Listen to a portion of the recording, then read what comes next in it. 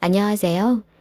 저는 결혼한 지 2년도 안 돼서 이혼하고 잠시 친정에서 지내고 있는 직장인입니다.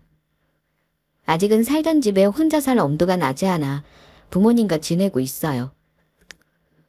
결혼 생활은 얼마 되지 않았지만 남편과 연애는 5년이라는 시간을 보냈습니다. 2살 차이였고 연애할 때는 단 한 번도 싸우지 않고 남들처럼 즐겁게 사랑만 했어요. 하지만 연애 오래 한다고 그 사람에 대해 전부 다 아는 건 아닌가 봅니다. 이만하면 됐다 싶어 결혼했더니만 결혼한 이후에는 생각지도 못한 문제들이 자꾸 부부 사이를 틀어지게 하더라고요. 남편도 남편이지만 저는 시가 식구 중 시누이 때문에 결국에는 이혼을 선택했습니다. 새내기 주부가 되자마자 이혼을 고민했던 저의 사연 들어보시고 구독자님들의 많은 조언 부탁드리겠습니다. 저는 이혼 원인이 나빠진 부부 사이이기도 하지만 원인 제공자가 있었어요. 다들 짐작하시죠? 부부 사이 틀어지게 한 1등 공신은 시가 식구들이었습니다. 그 중에서도 시누이가 직접적인 원인을 제공했네요. 저와 남편은 직장 동료 소개로 만났어요. 저는 사무직이고 남편은 토목기술자로 건설 현장에서 주로 현장 소장 일을 합니다. 그래도 대형 건설사에서 잔뼈가 굵은 사람이고 연봉도 꽤 됩니다. 단점이 있다면 지방 현장이 있는 경우 주말 부부로 지내는 일도 있다는 것이었죠. 처음에는 서로 이해하고 배려하며 나름 행복하게 살았던 것 같아요. 물론 결혼하기 전이나 결혼하고 크고 작은 문제는 있었지만 그래도 이혼을 생각할 만큼 심각한 일은 아니었고 금세 해결이 되곤 했습니다. 하지만 부부 사이에 다른 객식구가 끼면 문제가 늘 커지는 법이더라고요. 남편은 다 좋았는데 결혼한 아내들이 대부분 싫어하는 효자였습니다. 아니 정확히 말하면 결혼 전에는 안 그러다가 결혼하고 나서 유난스레 자기 가족을 챙기는 사람이 되었어요. 결혼 전 명절이나 연휴 때요? 저랑 여행 다니거나 자기 부모 챙기는 거 저 본 적 없습니다. 결혼 전에 남편은 직장 근처 오피스텔에서 독립해서 살던 사람입니다. 같이 있다 보면 가끔 자기 엄마에게 전화가 올 때가 있었는데요. 아마도 제가 듣기로는 집에 좀 내려와라, 아들 얼굴 좀 보자는 말을 하셨던 것 같습니다. 하지만 남편은 늘 귀찮다고 안 간다고 대답하는 것이 대부분이었어요. 밥도 알아서 잘 먹으니 걱정 말라며 자기 집이 제일로 편하다고 명절에는 본가 내려가지 않았어요. 오히려 제가 어머니 생각해서 한 번을 내려가라고 할 정도였습니다. 자기 너무 부모님한테 무심한 거 아니야? 그러지 말고 이번 주말에는 본가 내려갔다 와. 자기 어머니가 여러 번 전화하시는 거 보니까 아들 보고 싶으신가 보다. 전화로 안 주고 살아있는 것만 확인하면 되지 뭘 그리 안달복달 얼굴을 보자 하시는지 모르겠네. 다음 달 추석에나 내려가 보지 뭐. 주말에 운전하고 내려갔다 오려면 피곤하고 쉬지도 못해. 그럼 전화라도 종종 드려. 나중에 결혼하면 나한테 완전 아들 뺏겠다고 생각하실까봐 걱정이다. 오히려 남편이 시가 식구들에게 너무 무심한 거 아닌가 걱정하기도 했습니다. 어쨌든 100%는 아니었지만 제 기준 세상에서 가장 다정한 남자였고 좋은 남편이 될 것 같았습니다. 그러다 결혼 이야기가 오갔고 예비 남편에게 결혼 자금이 충분치 않다는 걸 알았지만 저는 개의치 않았습니다. 예비 남편 말로는 자기가 시누이 결혼할 때 돈을 많이 보태줘서 돈이 없다길래 무심한 줄만 알았는데 그래도 자기 가족은 챙기는 사람이구나 싶었어요.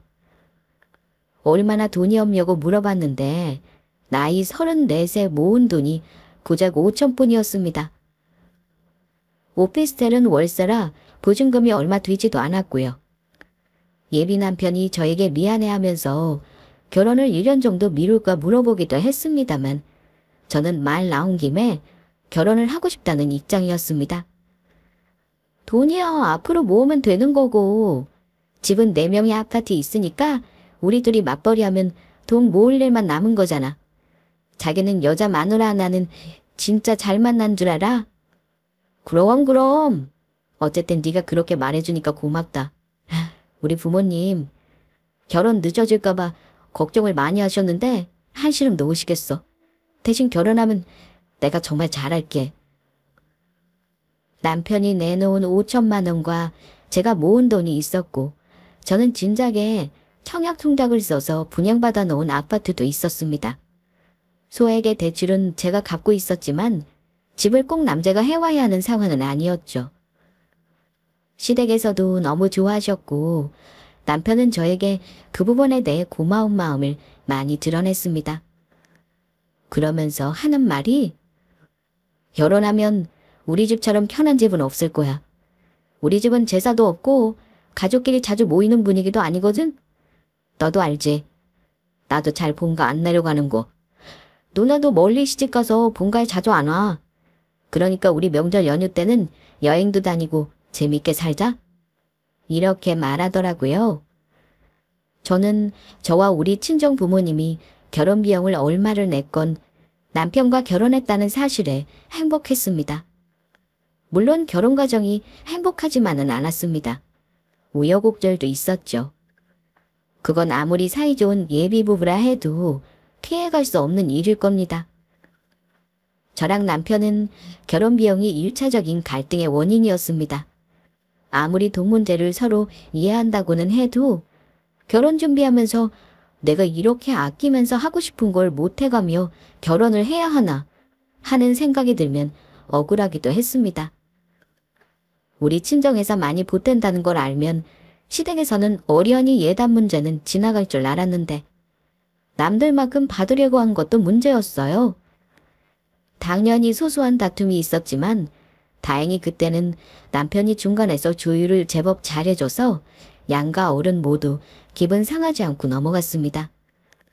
그러니 결혼까지 무사히 할 수 있었던 거고요.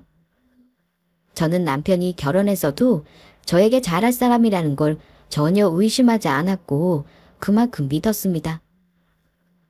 하지만 황당하게도 저의 불행은 결혼식이 끝난 직후부터 시작됐습니다.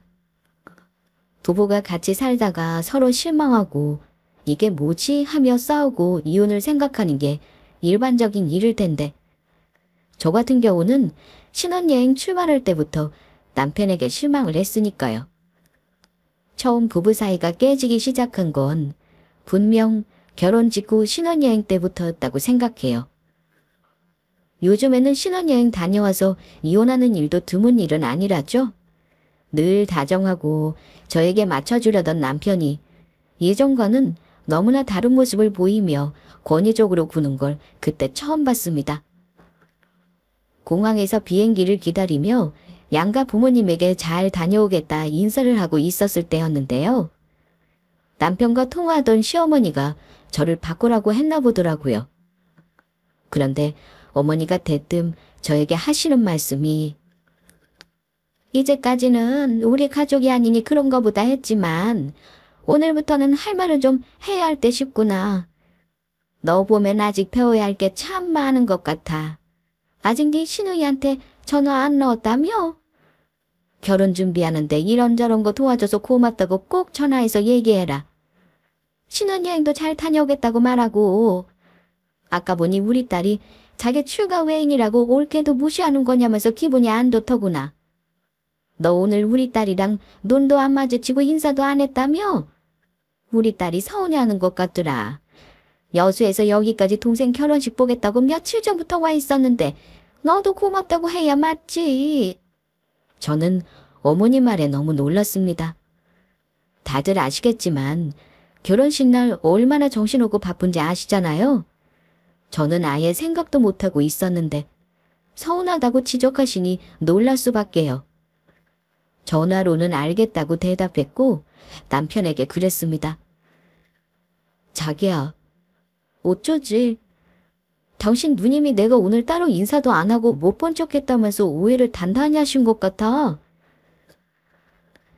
저는 어쩌나 싶은 마음에 남편이 먼저 전화로 신우이에게 전화해서 오해를 풀어주길 바랬지만 남편은 전혀 예상치 못한 반응으로 저를 놀라게 했습니다. 뭐, 우리 누나가 서운하다고 한 거 보면 네가 무시했다고 느낀 게 맞나 보네.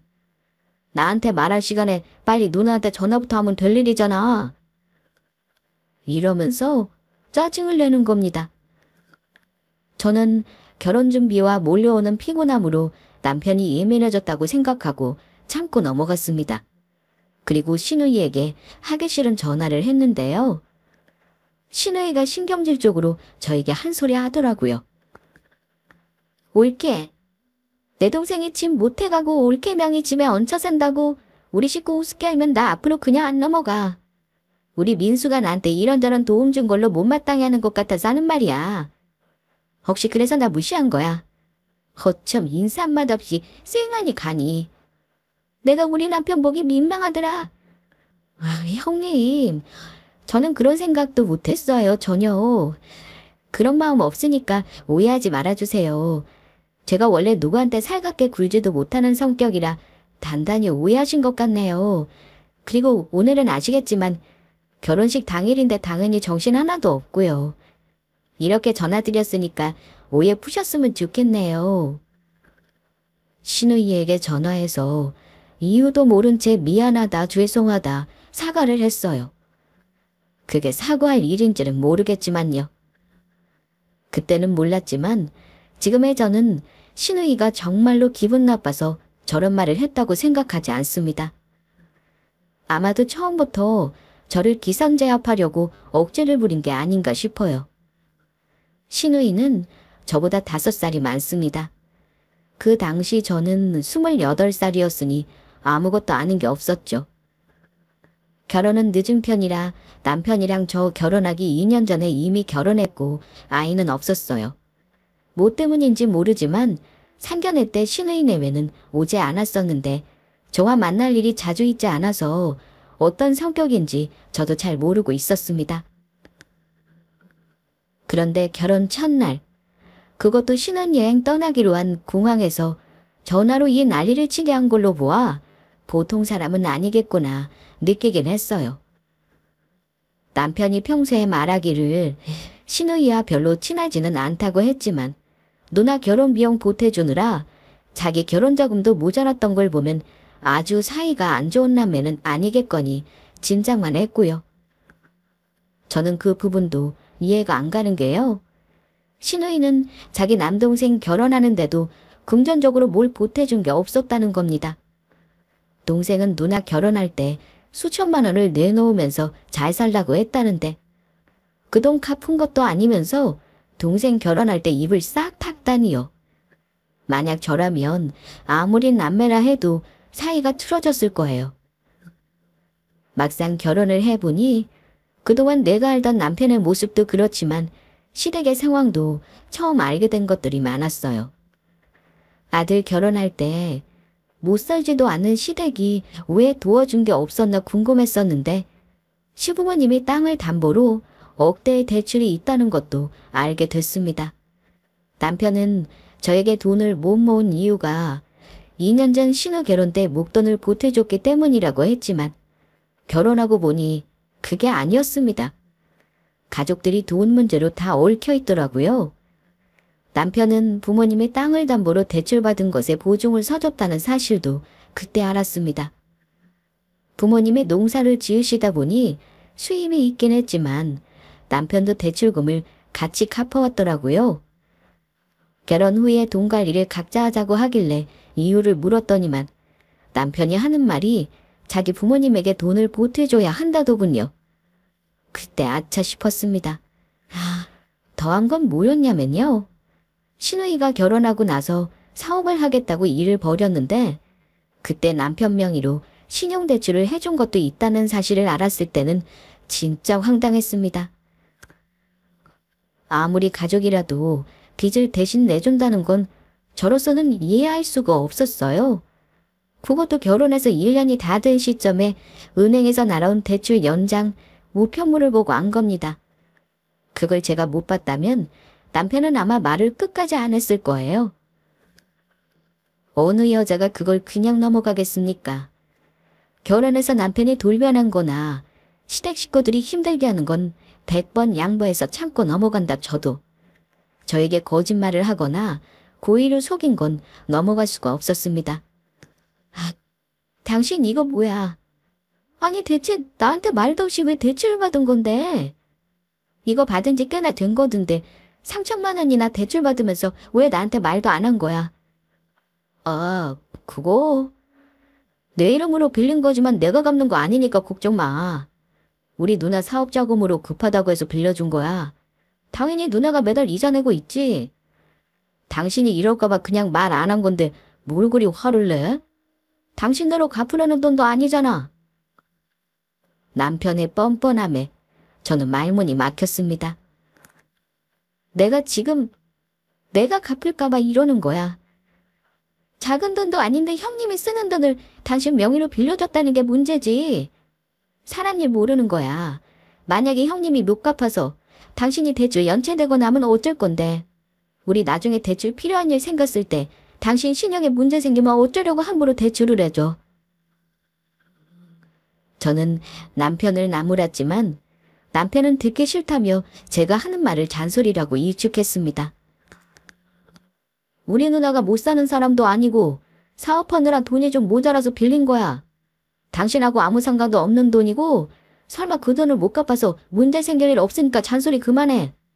내가 우리 누나 힘들다는데 돈 3천도 내 이름으로 못 빌려주냐?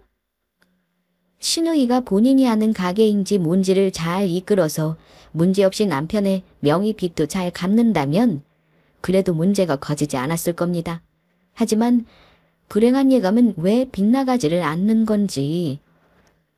신우이가 하던 사업을 말아먹으면서 신우이 부부 사이가 좋지 않다고 남편을 통해 들었는데 돈 때문에 신우이가 한동안 많이 힘든 듯 했어요. 결국은 제가 우려했던 상황이 생기더라고요. 남편 명의 대출을 제 날짜에 입금을 하지 않아서 남편이 자기 돈으로 몇 달을 대출 상환을 해야 했습니다. 아무리 연봉이 높다 해도 그래봤자 월급쟁이잖아요. 한 달에 100만 원 가까운 돈을 생으로 낸다는 건 결코 쉬운 일이 아니었습니다. 제가 어쩔 거냐고 물으면 남편은 신경질을 내면서 대답했어요. 당신이 내줄 거 아니면 내가 알아서 할 테니 얘기하지 마. 누나라고 지금 마음이 편하겠어? 매형이랑 맨날 싸우고 아무래도 이혼이니 뭐니 말도 나오는 것 같은데 지금 상황에서 누나가 돈 갚으라는 말을 어떻게 해. 나중에 때 되면 말할 테니까 당분간 모른 척해. 내가 돈 내는 거지 네가 내는 거 아니잖아. 아, 그래도 그렇지. 매달 모여서 큰 돈 되면 그 돈 형님이 한 번에 주지도 못할 거잖아. 고스란히 당신이 내는 게 아니면 뭐겠어. 그러게 아무리 가족이라도 왜 대출을 명의를 빌려줘서 이런 일을 만드는 건데 내가 왜 스트레스를 받아야 되냐고. 내가 알아서 해결할게. 큰 돈도 아닌데 우리 누나한테 그냥 모른 척 해줘.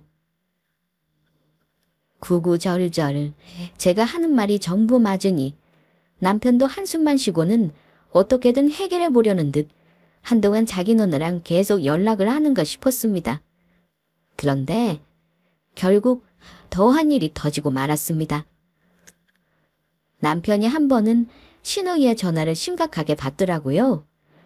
그러더니만 나가서 담배를 얼마나 피워대는지 한참을 있다가 들어와서는 한다는 소리가 자기 누나가 이혼을 했다는 겁니다. 우리 누나 이혼했대. 그동안 우리 부모님 걱정할까봐 말을 못했나 봐. 큰일이다. 누나는 애도 없고 결혼한 지 5년도 안 된 데다 있던 재산도 누나가 장사하면서 다 없어진 모양이야. 그 집에서는 우리 누나가 집안에 잘못 들어와서 돈줄 다 말랐다고 빈털터리로 내쫓을 생각인 것 같더라. 우리 누나 불쌍해서 어쩌냐 여보. 솔직히 말하면 저는 결혼 직후 일도 있고 신우이와 그닥 가까운 사이는 아니었습니다. 하지만 막상 신우이가 이혼한다는 말을 들으니 마음이 좋지는 않았습니다. 어쩌냐? 혹시 형님 살던 집은 어찌 된 거야? 그래도 전세 아니고 자가였다며. 돈은 조금이라도 건지고 나오시는 거 맞아? 협의 이혼이라면 서로 재산은 나누겠지. 하지만 남편이 한숨 쉬면서 대답하는 거 듣고 저도 속이 답답했습니다. 돈은 무슨... 그 집도 진작에 후순위까지 담보 잡혀놨었나 봐. 누나 돈도 들어가 있는 집이긴 한데 매형이랑 누나랑 둘 다 대출을 써서 아마 집은 팔아도 얼마 안 남을 것 같다 그러네. 이혼하고 누나 서울에서 직장을 구해보겠다는데 당장 지낼 곳이 없어서 큰일이다. 형님이 대책도 없이 이혼하겠어. 자기 살 궁리는 해놓고 이혼하시는 거겠지. 글쎄... 누나가 우리 부모님 집에서 같이 살기는 힘들 것 같아.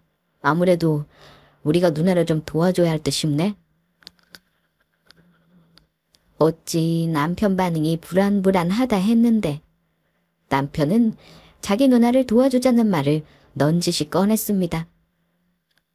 우리가 당신 누나를 무슨 수로 도와줘? 당신이 지금 이미 누나 대출금도 갖고 있는데 뭘 도와주는 거야? 다 큰 성인들이고 부부 사이 일이야. 이혼하고 나서 알아서 홀로서기 해야지 우리가 뭘 해. 나는 당신이 그렇게나 누나를 생각하는 사람인 줄은 몰랐네. 저도 날카롭게 반응한 건 인정합니다. 하지만 남편은 이미 마음속으로 계획을 짜놓았더라고요. 남편은 그날 이후 누나를 도와주자며 저를 살살 구슬리면서 설득했습니다. 도와주자는 게 차라리 돈이었다면 여력되는 대로 빌려줬을지도 몰라요. 하지만 남편은 신우이가 당장 지낼 곳을 구할 돈이 없다며 직장 구할 때까지만 해도 우리와 같이 지내기를 원했습니다. 여보, 내가 당신한테 할 말은 아니지만 나 우리 누나 너무 불쌍해. 결혼할 때도 해가는 거 없다고 무시받으면서 가는데 애 안 들어서서 면 먹었다고 장사라도 해보려다가 망해먹은 거잖아. 근데 매형은 누나 감싸주지도 않고 이혼하자고 하니 누나 속이 어떻겠냐? 누나가 직장 구한다니까 그때까지만 우리 집에서 있게 해주자. 누나 지금 어디 오갈 데 없어. 부모님 계시는 시골에서 일할 곳을 구할 수도 없잖아. 이번만 당신이 마음 한번 써주라. 남편은 저에게 누나가 직장을 구할 때까지만 우리 집에서 지내게 해주자며 몇 번을 부탁했습니다. 저는 당연히 싫다고 했어요. 착한 시누이라고 해도 불편할 텐데 저랑 가뜩이나 껄끄러운 사이인데 얼마나 불편하겠습니까? 그런데 시어머니까지 나서서 저에게 부탁을 하는 데다 시누이가 직접 자존심 구기고 저에게 부탁을 하는데 계속 싫다는 말이 안 나오더라고요. 올게. 나도 내 인생이 이렇게 바닥칠 줄은 몰랐어. 나라고 동생 집에 같이 살고 싶겠어? 빚 갚고 나면 내 앞으로 떨어지는 돈으로는 월세방 보증금도 못 얻는다 어쩌겠어? 올케가 나 한 번만 도와줘. 내가 주변 정리하는 대로 꼭 살 집 마련해서 나갈게.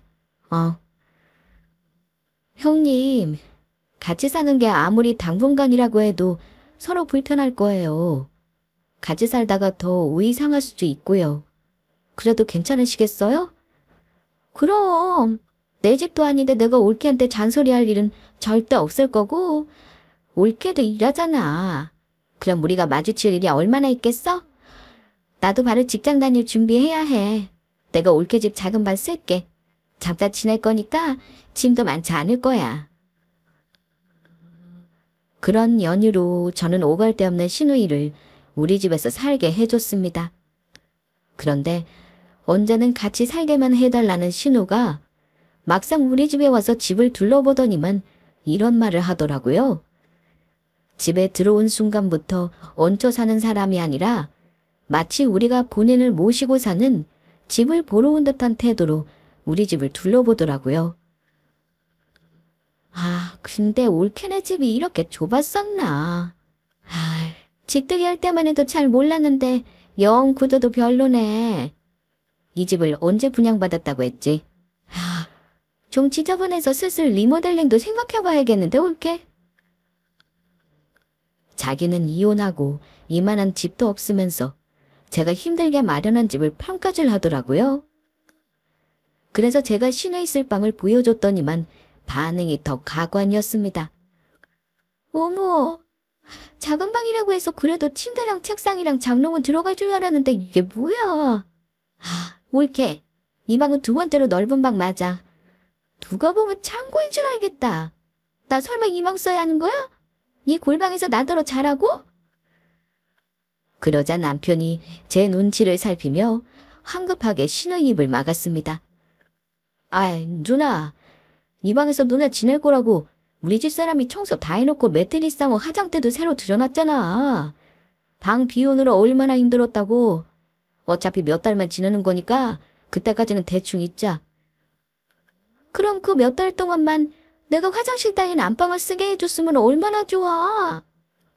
이왕 마음 쓰는 거 통 크게 말이야.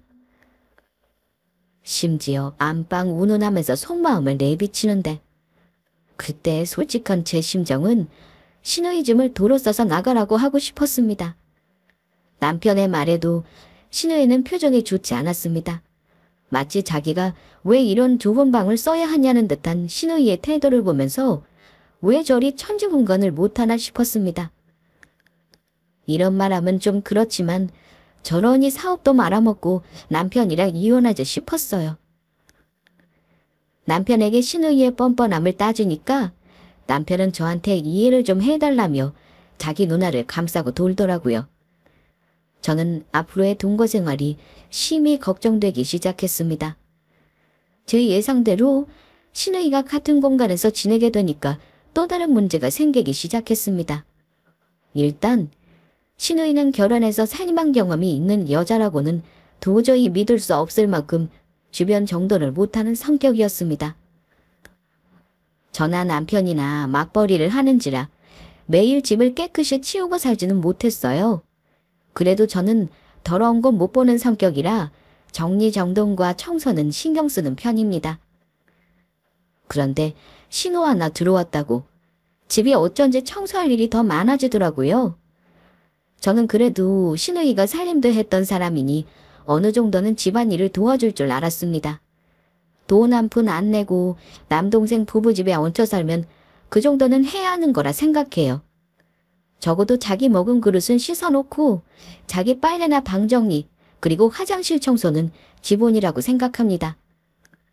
그런데 시누이는 집안일은 고사하고 자기가 어지러 놓은 거 치우지도 않는 습관이 있더군요.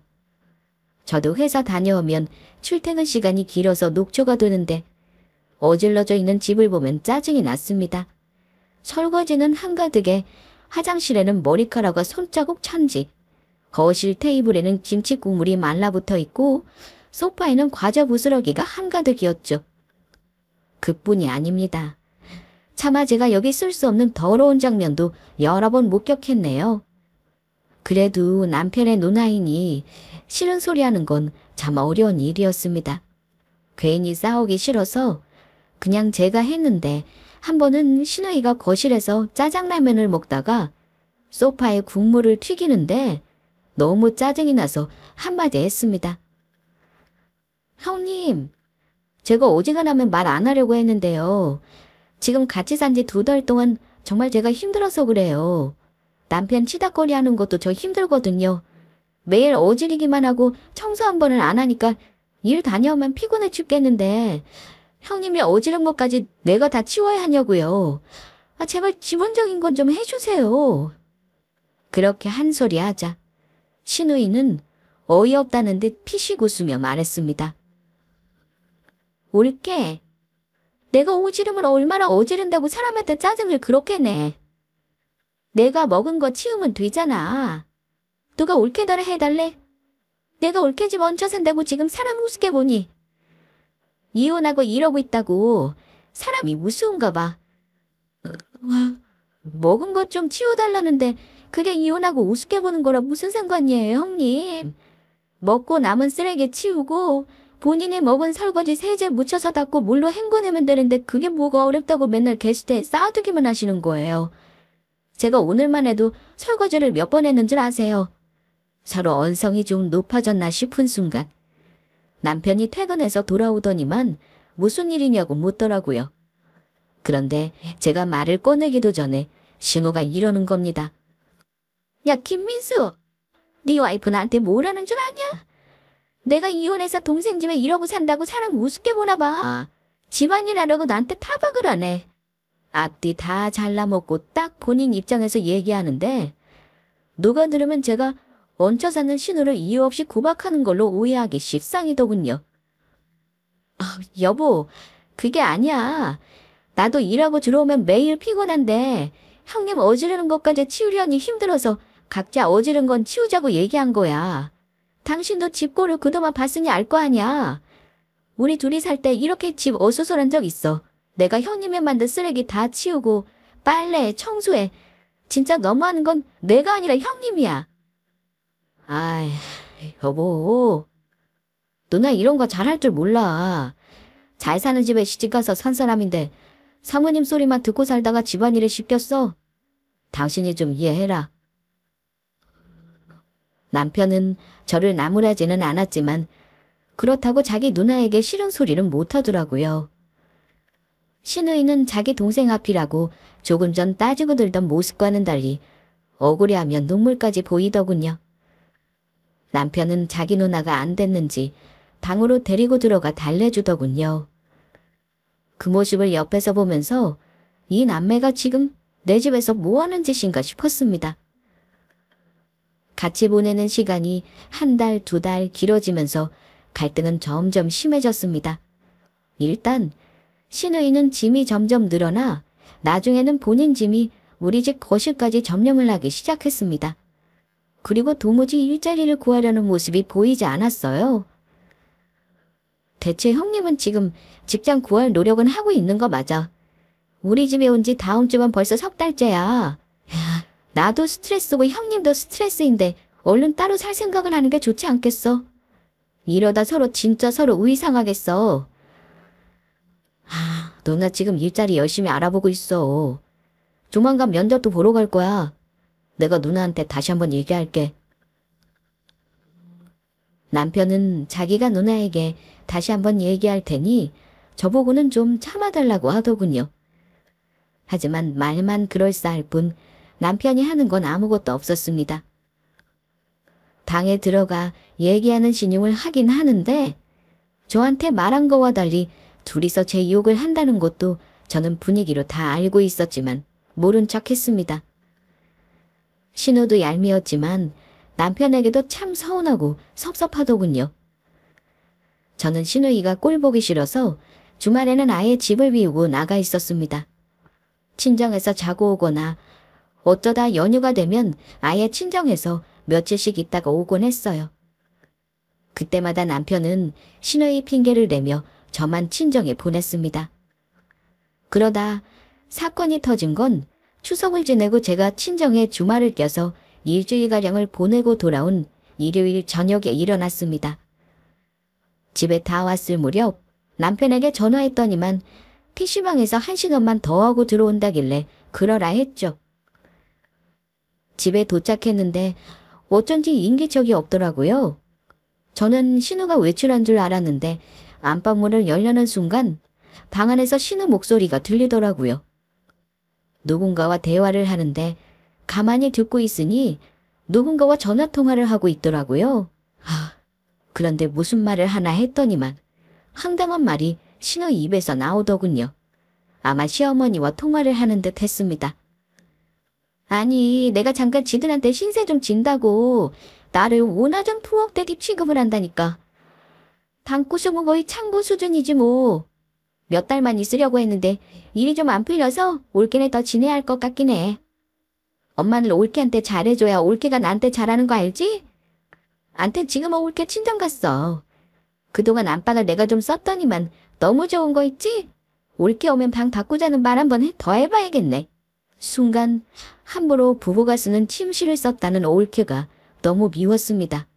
화가 난 저는 그대로 문을 벌컥 열고 안방으로 들어갔어요. 그런데 제가 오는 줄은 몰랐는지 안방 꼴이 아주 가관이었습니다.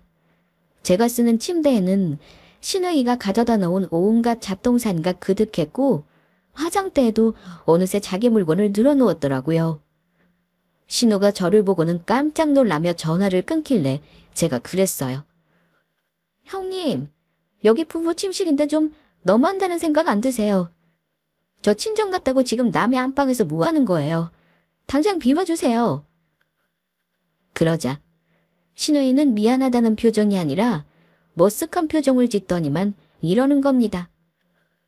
어머, 올케. 인기척 좀 내고 오지, 깜짝 놀랐잖아. 아니, 내가 올케 친정에 가 있는 동안 안방에서 지내봤어. 어차피 비온 방인데 내가 좀 쓰면 어떨까 싶어서 말이야. 근데 하나둘 내 물건 옮기다 보니 너저분해지긴 했네. 형님, 내가 내 집 들어오면서 굳이 인기척을 내야 하는 거예요. 형님이야말로 저 오늘 오는 거 알면 이 방에서 지낸 흔적이라도 없애던가요. 대체 이게 다 무슨 꼴이죠? 쉬우면 되잖아, 올케. 그건 그거고, 말 나온 김에 내 얘기 좀 하자. 올케, 나 그냥 안방 내줘. 도저히 저방 골방은 좁아서 못 쓰겠어. 나는 높은 침대만 써서 그런가 낮은 매트리스는 너무 어색하고 방이 영 정이 안 가. 화장실도 불편하단 말이야.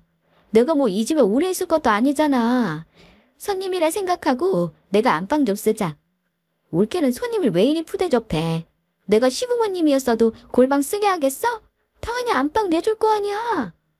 언제는 우리 집에 몇 달만 얹혀 살자고 사정하더니만 급하대서 사정 봐줬더니 이제는 안방까지 내놓으라네요. 기막히고 황당했죠. 아, 이래서 검은 머리 짐승은 거두는 게 아니라는 말이 있구나 싶었습니다.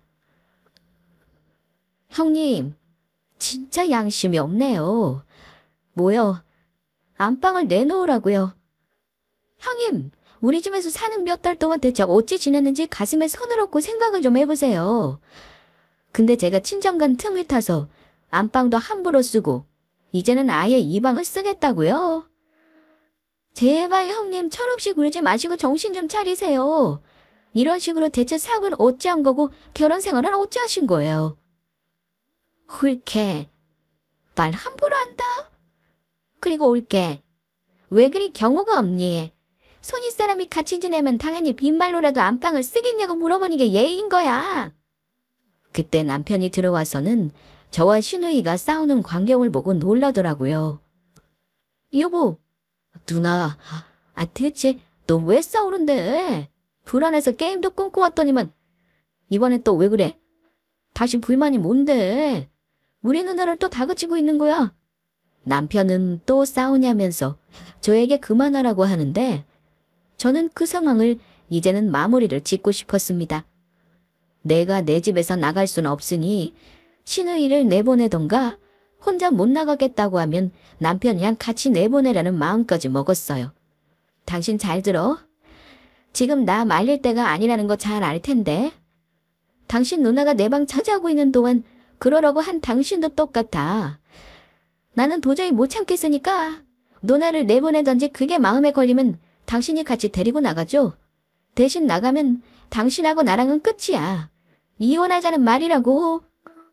남편은 이혼이라는 말을 듣고는 뜨끔했는지 놀란 토끼 눈이 되었고 신우는 더러운 성질머리를 드러내며 소리를 질렀습니다. 내가 나가란다고 나가야 해. 안방에 뭐 꿀이라도 발라놨어. 이 침대가 무슨 왕자니. 대체 안방 좀 쓰겠다는 거에 왜 그리 민감한 건데. 누나, 우리 집사람한테 안방 내달라고 했어. 그래, 내가 안방 좀 편하게 쓰자고 했어. 왜? 뭐가 잘못됐니?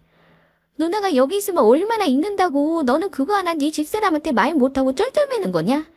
신우이는 발악하며 남편에게도 소리를 질렀습니다. 그런데 그때 남편이 갑자기 신우이의 뺨을 날렸습니다. 누나, 말 같지도 않은 소리를 그만 좀 해. 누나는 동생이 이혼당했으면 좋겠어. 그냥 적당히 눈치껏 우리 집사람 비위 좀 맞추며 지내는 게 그렇게 어려워? 왜 안방을 내달라는 소리까지 해서 기어이 분란을 만드는 건데.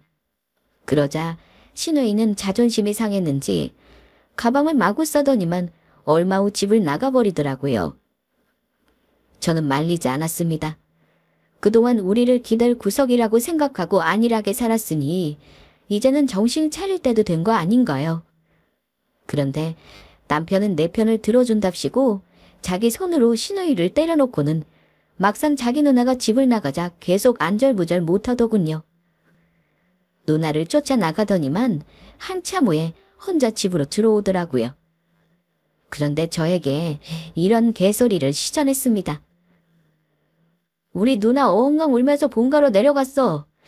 내가 당신 편든다고 뺨 때려서 단단히 삐졌나 봐. 당신이 이러면 우리 부모님한테도 밉보인다는 거 몰라? 당장 우리 누나한테 사과하고 다시 오라고 해. 내가 하는 것보다 당신이 하는 게 맞아. 우리 누나가 안방 며칠 쓴 거 가지고 당신이 이러는 거 솔직히 내 눈에는 곱게 안 보이거든? 당신이 집주인이라고 유세 떠는 걸로 보인다 이거야. 내가 중간에서 잘했는데 다시 정말 우리 누나한테 너무 쌀쌀맞게 보는 거 아니야. 나 같으면 그냥 여기 있는 동안 편히 지내라고 안방을 내주겠다. 다본 참. 어쩜 두 남매가 저렇게 개념이 없냐. 그동안 참고 산 내가 등신이었네. 나는 당신 누나도 누나지만 당신한테 더 기분 나쁘고 화가 나네. 나 결혼 직후에 당신 누나한테 전화해서 영문도 모르고 사과했고 당신이 신용대출 대신해준 것도 참고 넘어갔어. 집에 몇 달 살게 해준 것도 보통 여자들 같으면 어림없는 일인 거 몰라. 근데 여기서 내가 뭘 더 얼마나 더 이해해주고 참아줘야 돼. 내가 가만히 있으니까 호구로 보여. 당신도 나가. 꼴 보기 싫으니까 당장 너네 집으로 가버려. 당신 막 나가자는 거야. 뭐 이혼이라도 하겠다 이거냐고. 이혼 못할 거 없지? 내가 당장 내일이라도 서류 보낼 테니까 깨끗하게 갈라서자. 어때? 대신 계산을 정확히 할 거니까 두고 봐. 많이 화가 난 상황이었지만 홧김에 이혼하자는 말은 절대 아니었습니다. 저는 진심으로 이혼하겠다고 결심했고 남편도 기분이 상해서는 본가에 내려가겠다면서 집을 나가더군요. 결론을 말씀드리자면 우리 부부는 그 일을 극복하지 못하고 숙녀 위안 한 달 가지고 협의 이혼으로 부부 사이 인연을 정리했습니다. 시누이가 시댁에 저를 마구 욕해놓은 바람에 제가 집 가지고 유세 부린 정말 나쁜 년이 되어 있더라고요. 어쨌든 이혼하면서 남편은 자기 돈 들인 물건만 쏙 빼가긴 했어요. 심지어 예물 반지랑 명품 시계를 가져가려는지 막 찾길래 짐작에 챙겨놓은 제가 그랬죠. 시계랑 반지는 내가 해준 거니 내가 처분하는 게 맞지. 당신한테 위자료 청구하고 싶지만 돈 없는 거 뻔히 아니까 결혼 때 받은 반지랑 보석은 위자료인 셈 치고 내가 팔아서 쓸게. 남편 놈은 제 계산법은 듣고 반박을 못하더군요. 그렇게 우리 부부 사이는 2년도 안 돼서 정리했습니다. 이혼 과정 중에 시누이나 시가 식구들은 보지는 않았습니다. 남편을 통해 얼핏 듣기로는 시누이가 알바를 구했다고 듣긴 했어요. 그 성격의 알바를 제대로 할 수 있을까 싶기도 했지만 30 훌쩍 넘은 성인이니 알아서 자기 인생은 건사하겠죠? 저에게 결혼은 너무나 비생산적인 시간이었습니다. 결혼 전 재미있었던 삶이 결혼 후 피폐하고 무의미했어요.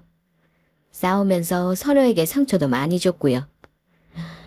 어쨌든 저처럼 부부 사이도 문제겠지만 다른 가족이 거들어서 이혼하는 사례도 있다는 걸 아셨으면 합니다.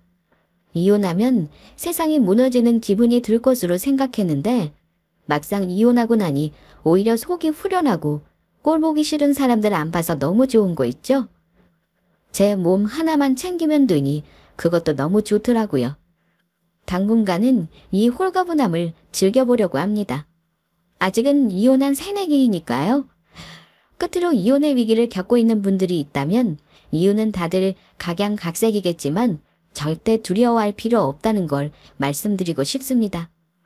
잘못한 사람은 어떨지 몰라도 당당한 사람은 두 벌 뻗고 잘 자게 되어 있습니다. 저의 이야기는 여기까지예요. 끝까지 들어주셔서 감사합니다. 구독자 여러분들 모두 행복하세요.